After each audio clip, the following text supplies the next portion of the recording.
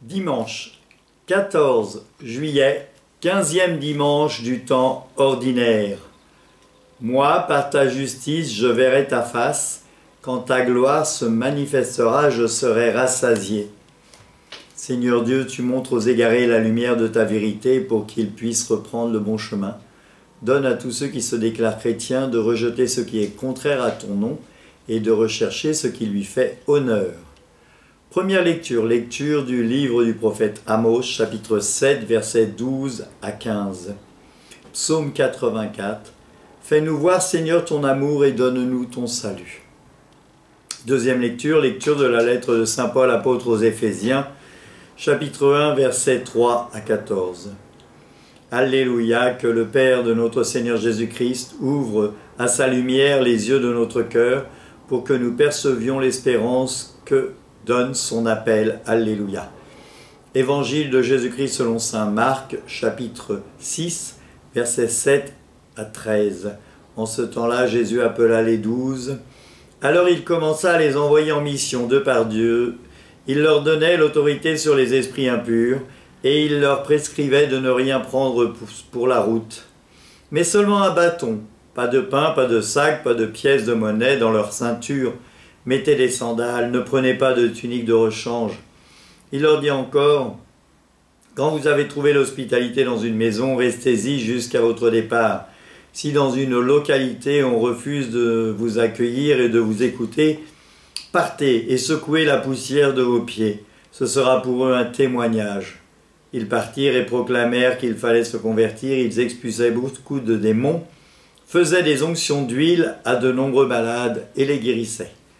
Acclamons la parole de Dieu, louange à toi, Seigneur Jésus.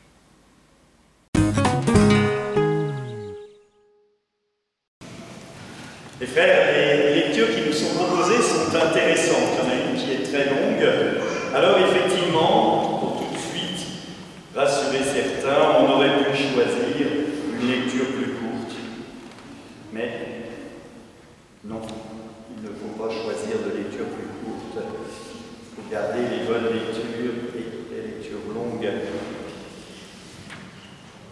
Les lectures courtes, elles servent pour les moines, parce qu'ils ont le temps dans leur cellule de relire les lectures longues. Mais vous, si je vous donne comme nourriture que la lecture courte, vous n'aurez jamais le temps de prendre la lecture longue. Donc je suis attentif à votre bien-être. Et oui. La première lecture, pour moi, elle me touche réellement. Ceux qui me connaissent un peu savent que je n'ai pas été tout de suite prêtre. Et donc j'ai eu plusieurs métiers. Je suis un peu comme Amos.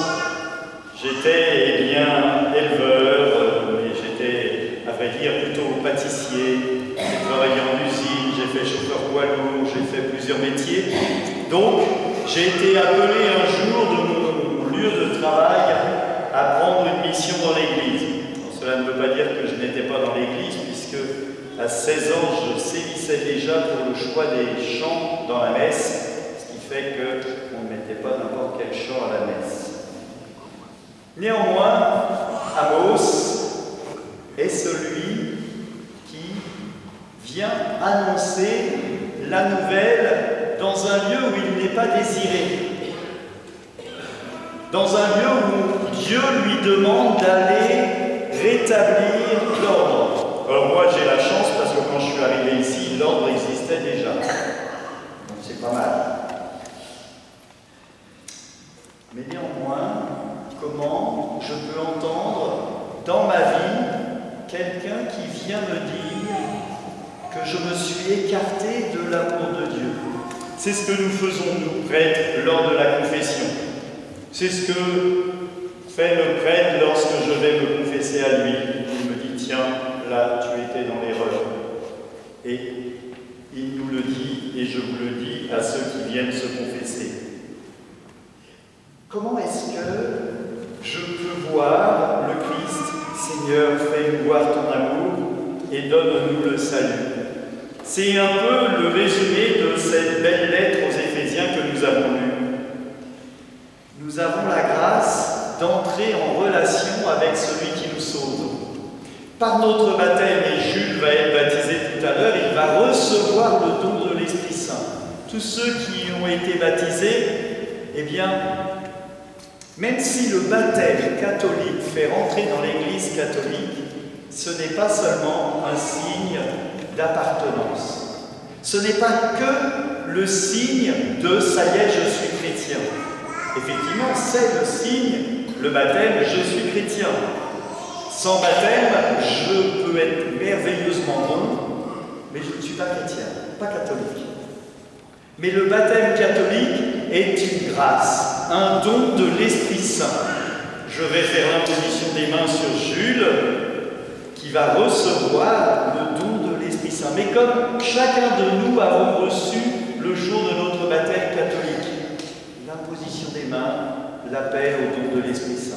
Et quand l'eau va couler sur le front de Jules, mais comme de chacun d'entre nous, le jour du baptême du Christ, Dieu dit « Tu es mon enfant bien-aimé, en qui je mets tout mon amour. » Jules, tu es aimé de Dieu et c'est une grande grâce. Et c'est ce que nous dit la lettre de Saint Paul. Nous sommes prédestinés à être fils adoptifs par le Christ. Par le baptême, nous sommes plongés dans la mort et la résurrection avec le Christ. Il ne faut pas oublier la résurrection parce que sinon ce serait catastrophique. Certains disent oui, on est sauvé parce que le Christ est monté sur la croix. Certes, on est surtout sauvé parce qu'il est ressuscité et qu'il a vaincu la mort et qu'il nous ouvre les portes de l'amour infini de Dieu. Et que grâce à son humanité, à la présence du Christ, deuxième personne de la Trinité sur terre, cette incarnation, nous savons que Dieu, le Christ, a connu toutes choses que nous vivons, les joies et les peines, en toutes choses, excepté le péché. Et donc, je peux me reconnaître dans le Christ comme quelqu'un qui est aimé. Parce que le Christ a pleuré, comme moi je pleure. Parce qu'il s'est réjoui, comme moi je me réjouis. Parce qu'il a vécu toute condition humaine. Et c'est ce que Jules, tu vas devoir apprendre à connaître le Christ. Et c'est le rôle de tes parents, mes parrains et marraines. Et c'est pour ça, parfois, on me dit « Oh, mais on peut être parrain même si on n'est pas baptisé, c'est pas grave, on l'aime bien ce petit bonhomme, et puis la famille nous aime bien. » Oui, mais c'est pas ça le rôle du parrain. C'est pas d'être aimé par très bien. Mais le rôle du parrain et de la marraine, c'est de prendre au sérieux ce rôle et d'accompagner l'enfant dans la foi. Sinon, il ne sert à rien d'être parrain-marraine.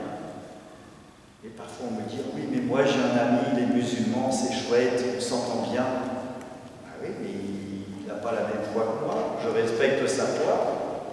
Mais comment peut-il aider l'enfant à grandir en foi chrétienne? Il risque de l'aider à grandir en foi musulmane.